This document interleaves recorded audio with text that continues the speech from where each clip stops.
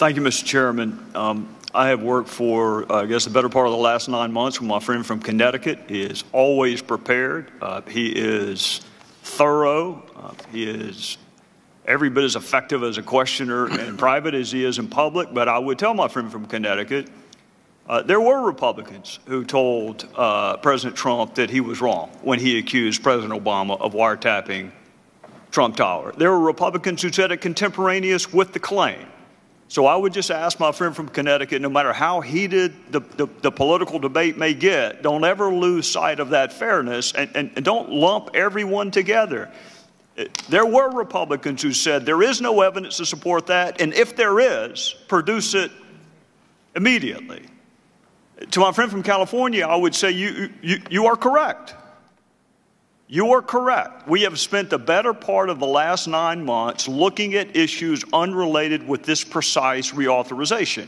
But my friend from California is also experienced and bright enough to know that if the problems can manifest themselves in one surveillance program, they can certainly manifest themselves in another, because it's the same techniques, it's the same principles, it's the same players. So why would we wait until similar problems manifest themselves? Why not fix it before it happens? The issues, the word illegal was used in connection with unmasking. There's no illegal unmaskings. They may violate policy, they may be improper. It's not against the law to do it. But we've both been in the room, all three of us have been in the room, when principals with almost precisely the same job description had wildly disparate unmasking numbers.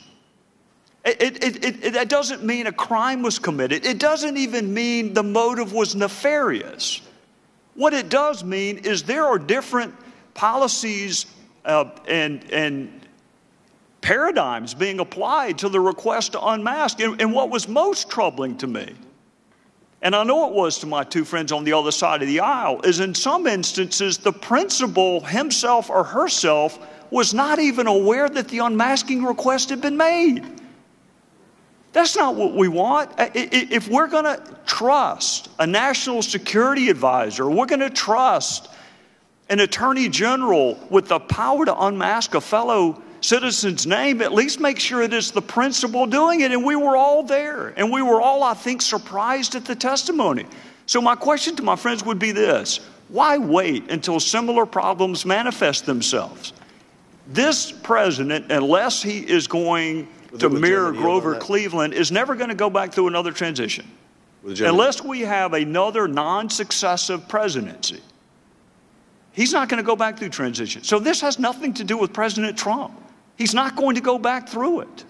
It has to do with the next Democrat administration, the next Republican one. And more than that, it has to do, it wasn't 10 months ago, we sat in this room with Admiral Rogers and Director Comey, and we put them on notice that this agreement, this tacit agreement that we have between government and the American people, that we're going to empower you, but you have to be good stewards of that power. And we put them on notice that there were issues.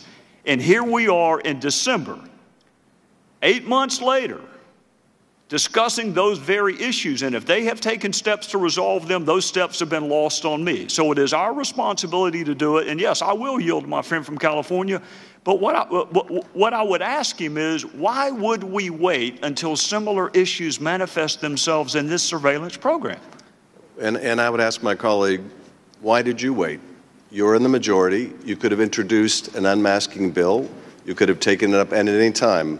Why wait until this program is about to sunset and try to jam it in the bill if you think this is such a good and important idea? And I'll tell you the answer: because this is a political messaging tool that, if it were in a standalone bill, would not get bipartisan support, but by putting it in a must-pass program. This is the first reauthorization that I have participated in since I've been on HPSI. As my friend from California knows, this is my first time on HPSI.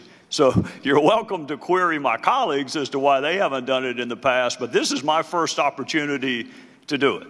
So I'm not a Johnny-come-lately to it. I was talking about it to Comey and Rogers, having been on this committee for a month. So you can query my colleagues, But you and I both know this is the first time I've been through a reauthorization on this program.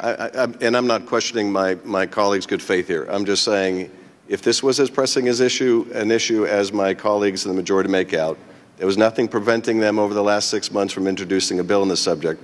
But by putting it in a must-pass bill, a must-pass program, the effort is to shoehorn bipartisan support for a partisan narrative, and that is simply not what this should be used for. Time has expired. Anybody wish to be heard over here before we get to amendments? Ms. Spear. Mr. Chairman, thank you. You know, I must say that I really value every member of this committee. And I do think we're all people of goodwill. And I think this dialogue we're having right now would be really constructive if we could talk about it separate from 702. Because Mr. Gowdy is making some good points. There's many things that I think we could come to an agreement on.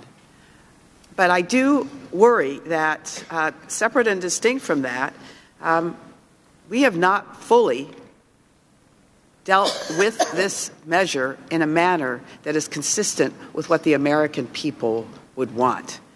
Since 2012, there have been a significant number of Americans who've been improperly swept up in surveillance activities that the law says must not target Americans, and that this information is retained for years. This improperly obtained information has been used in court against Americans charged with crimes that have nothing to do with national security, with no warrants and without the required notification to the defense. Leaving aside the unmasking language also included in the bill, civil liberty groups have assessed that the so-called fixes in this bill would be worse than no fixes at all.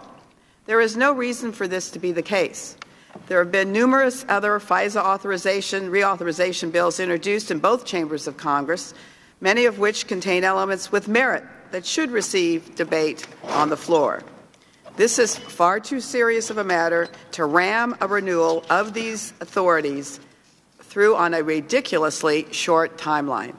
This bill was shared with my office less than 24 hours ago. And here we are, marking up legislation that has incredibly profound constitutional implications for all Americans, and business implications, I might add. My concerns are shared widely by both sides of the aisle, and there's no reason that we can't work together to fix these problems. We could be sitting here thoughtfully debating the precarious balance between security and civil liberties and the best path forward, but instead, the majority has decided to do otherwise. Waiting until the authorities are about to expire and then jamming this bill through committee with no time for debate and discussion is the very definition of undemocratic, and it's disrespectful to all Americans and to the Constitution. I do believe the Section 702 authorities are critical to our national security, and there is a true balance to be struck here. We are all here because we love our country, and we are all driven to protect it both for external national security threats and from internal weakening of our constitutional protections. This bill fails to balance those concerns, and so I must oppose it. I would like to yield the rest of my time to Mr. Himes. Thank you, Ms. Spear, and I just want to honor Congressman Gowdy's observations. I agree with them wholeheartedly. He's right. There have been Republicans who have taken risks to acknowledge what you said about the tweet. And this is not fundamentally, I think, a partisan thing and shouldn't fundamentally be a partisan thing. And I want to reassure Mr. Rooney, though I'm unhappy with the process that has led us here today, and though we've had some heated words, I think the personal relationships on this committee are really important.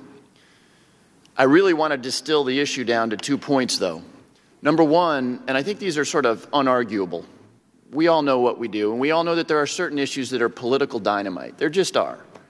Unmasking is one of them. Benghazi is one of them. The possibility of collusion is one of them.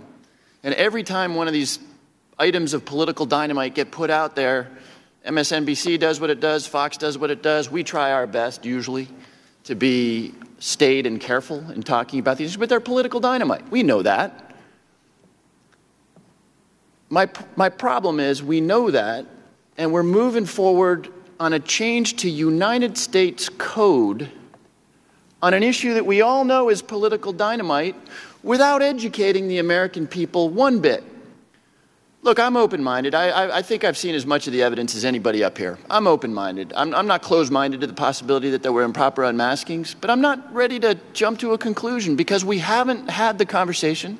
We haven't had that hearing, publicly or privately, and we've got disagreements. If we're disagreeing, how are we going to try to reduce the temperature on this issue of political dynamite for the American people? So my plea is not that Republicans be better or anything else. My plea is simply that we know this issue is political dynamite. Let's deal with it, but let's deal with it in a way that does justice to what we should be doing for the American people. Yield back.